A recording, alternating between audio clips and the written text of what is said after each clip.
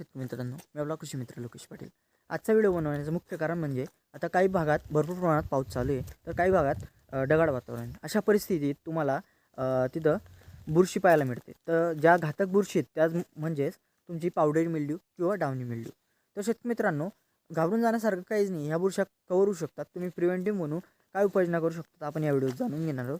तर शेतकरी मित्रांनो, मागील व्हिडिओत आपण पावडरी मिल्ड्यू म्हणजेच भुरी याविषयी जाणून घेतलं आहे. तर तुम्ही मागील व्हिडिओ बघू शकतात. तर ह्या व्हिडिओत आपण डावणी याच्याविषयी जाणून घेणार आहोत. डावणी कशा पद्धतीने ओळखला जातो. तर शेतकरी मित्रांनो, तुम्ही तुमच्या तिथं टरबूज किंवा खरबूज पिकाच्या पानांवर बघू शकता पिवळसर तुम्हाला भुरकट असे डाग पाहायला मिळतात.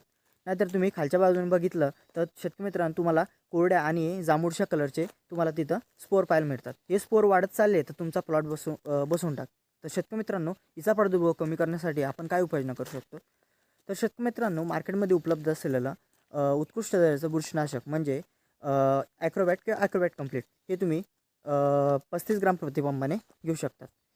नाहीतर तुम्ही दानुका कंपनीचं किरारी हे तुम्ही 15 ml प्रतिबंबाने वापरू शकता.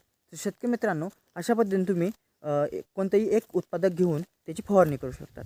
आणि महत्त्वाचं म्हणजे तुम्ही पाण्याचं प्रमाण पाण्याचं नियोजन परफेक्ट केलं पाहिजे. मागील व्हिडिओत मी सांगितलं आहे तशा पद्धतीने तुम्ही पाण्याचं प्रमाण योग्य रीतीने दिलं गेलं पाहिजे. आणि पाणी साचू देऊ नका, पानांवर पाणी पडू देऊ नका, किंवा जे स्पोर तुम्हाला त्या पानांवर स्पोर आढळत आहे तसे पानं तुम्ही काढून घेऊ शकतात. तर अशा पद्धतीने तुम्ही नियोजन करू शकता. तर शेतकरी मित्रांनो, तुमच्या पण टरबूज आणि खरबूज पिकात अशाच बुरशीजन्य रोगाचा प्रादुर्भाव न येऊ देण्यासाठी असंच तुम्ही उपाययोजना करू शकतात. तर शेतकरी मित्रांनो, असेच नवनवीन व्हिडिओ पाहण्यासाठी आपल्या चॅनलला फॉलो करा. भेटू पुढील नवीन व्हिडिओ. तोपर्यंत राम राम.